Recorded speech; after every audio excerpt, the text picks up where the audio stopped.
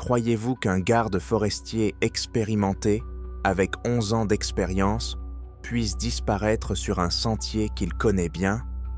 Son corps serait retrouvé 7 ans plus tard, à 11 miles du lieu de sa disparition, sur un glacier impossible à atteindre sans équipement spécial? Croyez-vous que 6 chiens de recherche puissent s'arrêter simultanément à un endroit et refuser d'aller plus loin, comme s'ils avaient de buter contre un mur invisible? Croyez-vous qu'un homme puisse écrire dans son dernier journal intime qu'il a vu un étrange brouillard gris, entendu un bourdonnement sourd et perdu le contrôle de son corps, puis être retrouvé haut dans les montagnes, les bras croisés sur la poitrine, comme s'il s'apprêtait à être enterré? 8 octobre 1994, Parc national des North Cascades, État de Washington. Thomas Woods, 36 ans, garde forestier chargé de l'application de la loi, est parti en patrouille de routine et n'était jamais revenu. Ce qui a été découvert 7 ans plus tard ne correspond à aucun schéma logique. Voici l'histoire d'un homme qui a disparu, là où il était impossible de disparaître, et qui est réapparu, là où il n'aurait pas dû apparaître.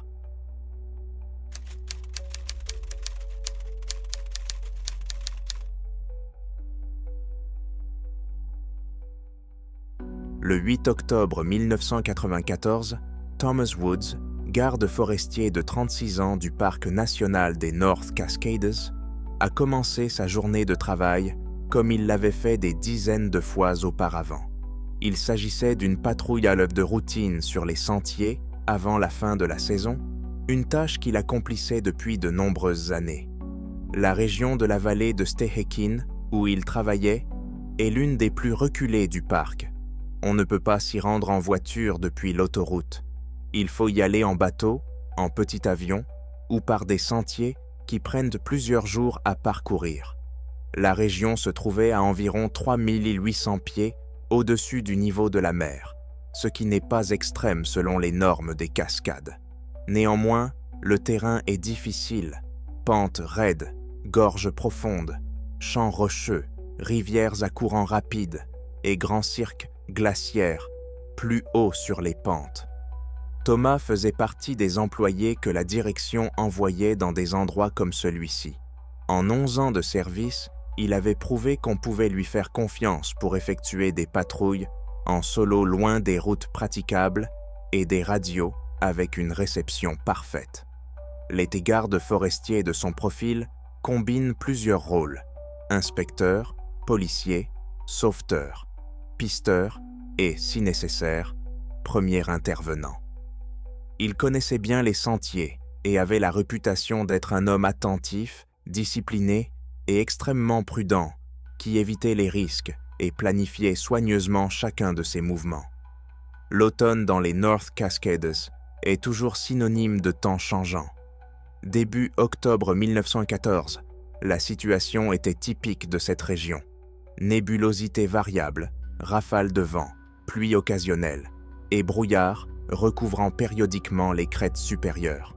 Ce n'était pas une période de tempête, mais ce n'était pas non plus une fenêtre idéale. Cependant, pour un garde forestier expérimenté, il s'agit d'un contexte normal qui en soi n'a rien d'alarmant. Le matin du 8 octobre, Thomas a conduit son camion de service jusqu'au départ du sentier Cascade Pass Trail, l'un des itinéraires clés de la partie nord du parc. Sa mission consistait à vérifier l'état de la frontière nord du parc, inspecter les ponts et les sentiers, signaler les débris potentiels et préparer des notes pour la fin de la saison. Dans le coffre se trouvaient les équipements habituels: une pelle à avalanche, une corde, une trousse de premier secours, une veste chaude supplémentaire, un thermos de café, un dossier de travail contenant des documents et des formulaires de rapport. Il avait avec lui son arme personnelle et sa radio de service comme l'exige la réglementation. Vers midi, il a établi un contact radio prévu près du sentier Cascade Pass Trail. Le message était court et calme. Le sentier était normal. Les conditions météorologiques acceptables. Il terminait son inspection et allait continuer sa route vers le camp de base. Il n'y avait aucun événement inhabituel, blessure ou retard à signaler. Ce fut le dernier contact enregistré. Lorsque Thomas ne s'est pas présenté au camp de base dans la soirée et que la communication prévue n'a pas eu lieu, cela a immédiatement été considéré comme un signal d'alarme. Dans les patrouilles en solo, la discipline de communication n'est pas une formalité. Si un garde forestier ne prend pas contact à l'heure convenue et ne signale pas de changement d'horaire, le protocole impose de lancer des recherches. Le répartiteur a d'abord essayé de le contacter par radio, puis par répéteur, avant de contacter d'autres postes pour voir si quelqu'un avait vu Thomas par hasard. Lorsque toutes les tentatives se sont avérées aux vaines, la journée était terminée et la lumière du jour déclinait. Le camion de service de Woods a été retrouvé relativement rapidement. Il était garé sur le parking au départ du sentier, bien rangé, sans signe de tentative d'effraction ou d'arrêt d'urgence. Les portes étaient verrouillées. Les clés n'étaient pas à l'intérieur. Logiquement, Thomas aurait dû les avoir. À l'intérieur de la cabine, ils ont trouvé un dossier de travail contenant des documents, un thermos avec du café froid et une veste de rechange. C'était déjà un signe alarmant. Une veste chaude de rechange est généralement emportée lors d'une randonnée automnale, surtout en montagne, et n'est pas laissée dans la voiture.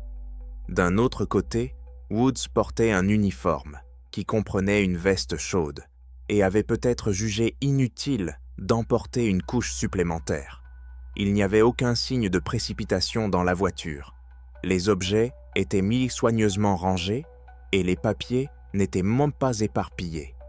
À la tombée de la nuit, la décision a été prise de lancer une opération de recherche et de sauvetage. Des ressources importantes y ont été immédiatement allouées, ce qui était inhabituel pour les toutes premières heures. Cela montrait néanmoins à quel point la direction évaluait le risque. Au cours des 3 semaines suivantes, environ 180 personnes ont participé aux recherches. Des gardes forestiers, des bénévoles, des sauveteurs professionnels et 6 chiens de recherche spécialement dressés avec leur maître. Des hélicoptères ont été utilisés pour surveiller le terrain et déposer des équipes dans des zones difficiles d'accès. Les chiens ont commencé leur travail à partir du parking où était garé le camion de service. Ils ont repéré l'odeur des uniformes et des effets personnels laissés dans la voiture et dans la maison de Thomas. La piste partant du parking remontait le sentier, suivant l'itinéraire prévu par la patrouille. Pendant environ 3 kilomètres, les chiens ont suivi la piste avec assurance, sans aucune hésitation. Leur chemin coïncidait avec l'itinéraire logique d'un garde forestier en patrouille. Cette zone présente une élévation progressive, des pentes boisées et des éboulis rocheux par endroits. À une altitude d'environ 1585 mètres, la piste débouchait sur un champ rocheux. Là, les arbres se raréfiaient et, au lieu de terre et d'aiguilles de pin, de gros rochers de granit apparaissaient dessous les pieds, formant un amas chaotique. C'est là, devant un groupe de gros rochers de granit, que les chiens se sont arrêtés.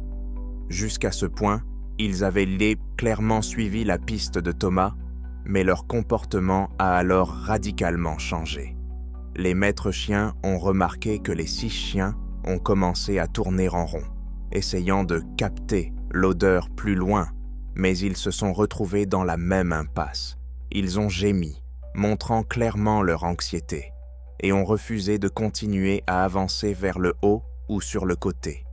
Le maître chien en chef qui a observé cela a noté dans son rapport qu'en 19 ans de carrière, il n'avait jamais vu un cas où les 6 chiens avaient simultanément manifesté un comportement de refus similaire en l'absence d'obstacles objectifs. Ces mots, « ce n'est pas normal », sont entrés dans le récit informel de l'histoire comme le signe d'un événement hors du commun. La zone où la piste s'arrêtait ne semblait pas particulièrement inhabituelle en termes de terrain.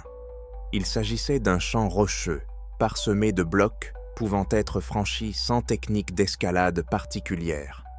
Il n'y avait pas de falaise verticale cachée, de corniche visible ou de crevasse de profonde pouvant dissimuler instantanément une personne. Bien sûr, les fissures et les cavités entre les rochers sont courantes dans les cascades. Néanmoins, une inspection visuelle minutieuse et des sondages à l'aide de sondes n'ont révélé aucun endroit évident où un corps aurait pu être caché, de manière à ce que ni les chiens, ni les personnes, ni les hélicoptères ne puissent le trouver.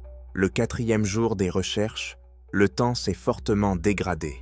Cette dégradation n'avait pas été prévue à l'avance par le service météorologique comme une tempête violente. Les prévisions mentionnaient le passage de front, mais pas ce qui s'est réellement produit. Des nuages épais se sont formés au-dessus des crêtes et une tempête de neige soudaine a commencé. À l'altitude où travaillaient les équipes de recherche, les rafales de vent atteignaient 80 km. La température est trop tombée à 8 degrés G pendant la nuit. Cela signifiait non seulement une forte augmentation du risque pour la personne disparue elle-même. À ce stade, le délai critique pour survivre sans abri était déjà dépassé, mais aussi une menace sérieuse pour les sauveteurs. Dans de telles conditions, il était impossible de poursuivre les recherches actives. L'opération a été suspendue pendant 3 jours. Certaines personnes ont été envoyées à des altitudes plus basses, tandis que d'autres ont été réaffectées à des zones plus protégées. Les congères et le givre rendèrent le terrain beaucoup plus difficile à parcourir. Même s'il restait des traces, elles étaient ensevelies sous une nouvelle couche de neige. Après 3 semaines, les recherches ont été officiellement abandonnées. Thomas Woods a été déclaré mort dans l'exercice de ses fonctions, son corps n'ayant jamais été retrouvé.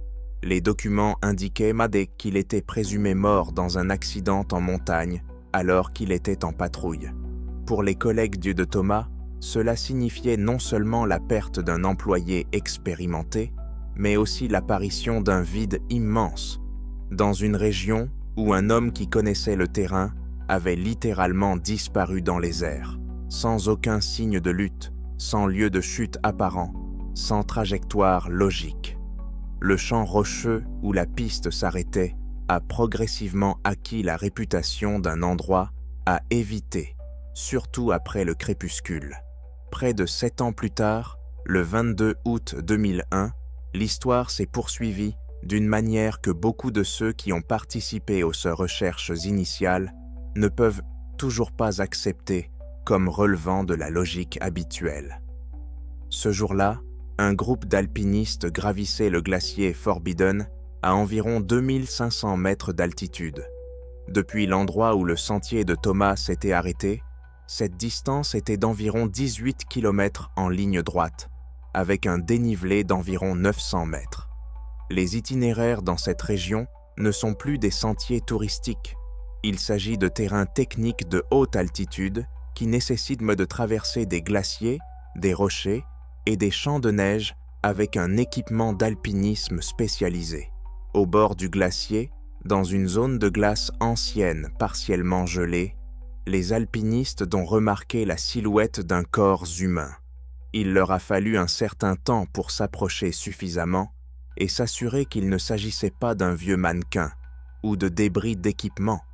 On trouve parfois des fragments d'anciennes expéditions dans de tels endroits. Cependant, ce qu'ils ont vu était sans aucun doute un corps humain, ressemblant à celui d'un garde forestier. L'uniforme, la couleur verte caractéristique, la veste avec des écussons, la ceinture avec un étui et une radio, tout cela était frappant. La découverte a été immédiatement signalée au parc et aux forces de l'ordre local. En peu de temps, un hélicoptère a été affrété pour transporter une équipe d'enquêteurs et des spécialistes de l'évacuation de corps en haute altitude. Le corps a été soigneusement retiré de la glace en évitant tout dommage supplémentaire, puis transporté en contrebas pour être identifié et examiné. Le numéro de série figurant sur le badge et les documents trouvés avec le corps ont confirmé que la personne retrouvée était Thomas Woods, un garde forestier disparu 7 ans plus tôt. La scène que les experts ont découverte sur le site semblait invraisemblable dès le départ, même pour des personnes habituées à divers scénarios impliquant des décès en montagne. Le corps gisait sur le dos sur une partie relativement plate du glacier, près du bord où la glace avait fondu, exposant la partie supérieure. Les bras étaient croisés sur la poitrine, les doigts entrelacés ou rapprochés, une posture qui rappelait davantage la préparation d'un enterrement que le résultat d'une chute. Lors d'une chute incontrôlée, même si le corps finit par s'immobiliser, les membres sont généralement disposés de manière chaotique. Les bras sont rejetés en arrière, les jambes s'écartent sur les côtés et le torse indique la direction du mouvement. Cela n'a pas été observé ici. Son uniforme était en place et boutonné. Rien n'indiquait que Woods avait essayé d'enlever sa veste, de déboutonner sa chemise ou de retirer ses chaussures. Ceci est important car l'hypothermie provoque parfois un effet paradoxal de déshabillage où une personne mourant de froid éprouve une illusion de chaleur et enlève ses vêtements. Dans ce cas, ses vêtements étaient intacts, ses lacets étaient noués, sa veste était entièrement zippée et sa ceinture était bouclée. Sa radio de service pendait à sa ceinture. D'après les premières observations, elle n'avait pas été endommagée par l'impact ou la déformation. Les piles étaient bien sûr à plat. 7 ans dans la glace garantissaient une perte totale de charge. Mais l'appareil lui-même semblait avoir simplement été éteint. Cela signifiait que Thomas avait la capacité physique, du moins en théorie, d'utiliser la radio jusqu'à ce que les conditions deviennent critiques. Cependant, aucune transmission supplémentaire n'a été enregistrée après le contact de midi, le 8 octobre 1994. À côté du corps se trouvait le carnet de notes du garde forestier dans un étui étanche. Ces carnets font partie de l'équipement standard. Les patrouilles les utilisent pour noter l'état des sentiers, les infractions, les conditions météorologiques et toute observation inhabituelle. L'étui a joué un rôle décisif. Le papier à l'intérieur était bien conservé, ce qui a permis de lire les notes prises le jour de la disparition. La dernière entrée lisible était datée du 8 octobre 1994 et indiquait environ 14h30. Cela correspond à environ 2h30 après le dernier contact radio. Thomas y avait noté une altitude d'environ 5400 pieds, l'apparition d'un étrange brouillard s'élevant du fond de la gorge. La couleur de la brume est décrite comme gris-vert. Une ligne séparée indique que le service météorologique n'a signalé aucun brouillard. Plus loin, il est indiqué que l'air semble vibrer et qu'un bourdonnement à basse fréquence est audible. Puis il y a une note sur l'apparition de vertiges. Après ces lignes, l'écriture devient irrégulière, les lettres intermittentes et certains mots difficiles à distinguer. Les derniers deux mots lisibles sont « montée plus haute, impossible, de contrôler les mouvements ». Cette phrase, concernant l'incapacité à contrôler les mouvements, est particulièrement remarquable. Elle pourrait signifier un état purement physiologique, tel qu'une perte de coordination, le développement de symptômes neurologiques associés à l'hypoxie, l'exposition à des toxines ou une forte chute de pression. Mais elle pourrait également refléter un sentiment subjectif selon lequel les jambes continuent de bouger sans le consentement de la conscience. Quoi qu'il en soit, il ressort du document qu'au moment où il l'a rédigé, Thomas percevait la situation comme anormale. Un brouillard dont il n'avait pas été averti, de l'air vibrant, un bourdonnement et des vertiges. L'examen du corps, après son retrait de la glace, s'est heurté à des limites évidentes. 7 temps passés dans un environnement glaciaire ont entraîné une momification partielle, la destruction des tissus mous et des modifications des structures internes. Le médecin légiste n'a pas été en mesure de déterminer la cause exacte du décès. Il n'y avait aucun signe apparent de traumatisme important. Fracture compatible avec une chute d'une grande hauteur ou un coup violent avec une pierre. Il n'y avait également aucun signe clair indiquant que la mort était due à une hypothermie classique, bien que les conditions au sommet aient très bien pu la provoquer. L'absence de déshabillage contredit la phase finale de l'hypothermie. Cependant, cela n'exclut pas une hypothermie modérée comme l'un des facteurs. L'élément le plus mystérieux était une autre découverte. En examinant les tissus pulmonaires, l'expert a trouvé, dans la mesure du possible, des particules microscopiques de cendres volcaniques. L'analyse chimique et minéralogique a montré que la composition de ces particules correspondait aux cendres caractéristiques de l'éruption du mont St. Helens en 1980. Au cours de ces années, immédiatement après l'éruption, des nuages et des dépôts de cendres ont recouvert une partie importante de la région. On en a trouvé sur les toits des maisons, dans le sol et dans la neige sur des crêtes éloignées. Mais au milieu des années 1990, la plupart de ces matériaux avaient été emportés par les eaux ou solidement fixés dans le sol. Ils n'étaient plus présents dans l'air sous forme de particules inhalables. La présence de cendres fraîches de ce type dans les poumons d'une personne décédée en 1914, 14 ans après l'éruption, semblait, selon l'expert, presque impossible. Dans des circonstances normales, une personne aurait pu inhaler de telles cendres en 1980 et les particules auraient pu rester dans ses poumons pendant de nombreuses années. Mais Thomas était adolescent à l'époque, vivait loin des zones à forte concentration de cendres, et ses activités professionnelles dans les North Cascades ont eu lieu à la fin des années 1980 et dans les années 1990. Le dossier ne contient aucune indication qu'il ait été impliqué dans des travaux directement dans la région du mont St. Helens au moment de l'éruption ou peu après. Les enquêteurs se sont donc retrouvés face à une série de liens illogiques. Dans sa dernière transmission radio, Woods signale que la patrouille se déroule normalement et qu'il a l'intention de redescendre. Sa voiture reste au départ du sentier avec ses effets personnels et ses documents. Les chiens suivent avec assurance la piste jusqu'à un certain point situé à environ 1500 mètres d'altitude, après quoi la piste s'interrompt au niveau d'un groupe de rochers et les 6 chiens présentant un comportement anormal. Quelques 2 jours plus tard, une violente tempête soudaine et inattendue s'abat sur la région.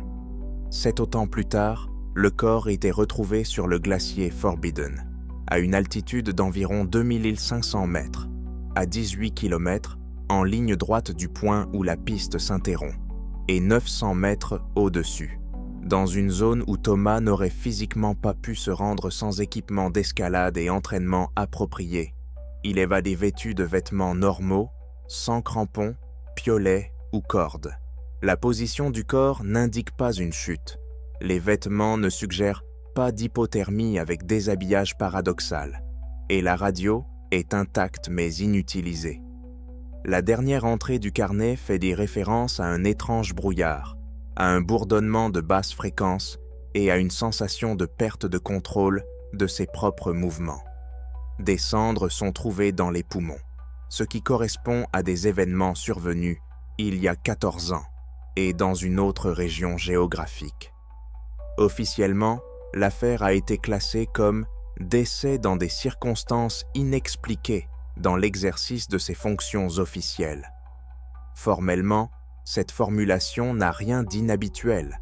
De nombreux cas dans lesquels un corps était retrouvé dans des conditions qui ne permettent pas de déterminer clairement la cause du décès font l'objet de conclusions similaires. Officieusement, cependant, les collègues de Thomas et de nombreuses personnes qui ont participé aux recherches et à l'enquête considèrent cet épisode comme l'un des plus étranges et des plus troublants de l'histoire des North Cascades. Sur le terrain rocheux situé à environ 1600 mètres d'altitude, où la piste du chien s'est arrêtée, les gardes forestiers ont installé une petite plaque commémorative sur laquelle sont inscrits le nom de Thomas Woods et la date de sa disparition écrite en toutes lettres. 8 octobre 1994. Pour les visiteurs, il s'agit d'un mémorial normal, dédié à un employé décédé dans les montagnes. Pour ceux qui connaissent mal sur les détails, cette plaque est un avertissement. De nombreux gardes forestiers, travaillant dans la vallée de Stehekin et la région du col Cascade, préfèrent ne pas s'attarder là-bas après la tombée de la nuit, même s'il n'existe aucune réglementation officielle à ce sujet. Leurs récits oraux ne sont pas teintés de superstition, mais de respect pour un endroit où l'un de leurs collègues les plus expérimentés a disparu d'une manière qui ne devrait pas arriver à quelqu'un qui connaît si bien la montagne, les sentiers et ses propres limites. Si cette ou non histoire vous a fait réfléchir, aimez-la. Si vous souhaitez entendre d'autres histoires qui défient les yeux de la logique, abonnez-vous à la chaîne et cliquez sur la cloche pour ne pas manquer les nouveaux épisodes. Écrivez dans les commentaires. Pensez-vous qu'il se passe quelque chose dans les parcs nationaux que les autorités préfèrent garder secret? Avez-vous vous-même rencontré quelque chose d'inexplicable dans la forêt ou en montagne? Vos histoires pourraient quand même y servir de base à de futurs épisodes. Partagez cette vidéo avec ceux qui n'ont pas peur de connaître la vérité, avec ceux qui comprennent que tout ce qui se passe dans les profondeurs de la nature sauvage n'a pas forcément d'explication rationnelle.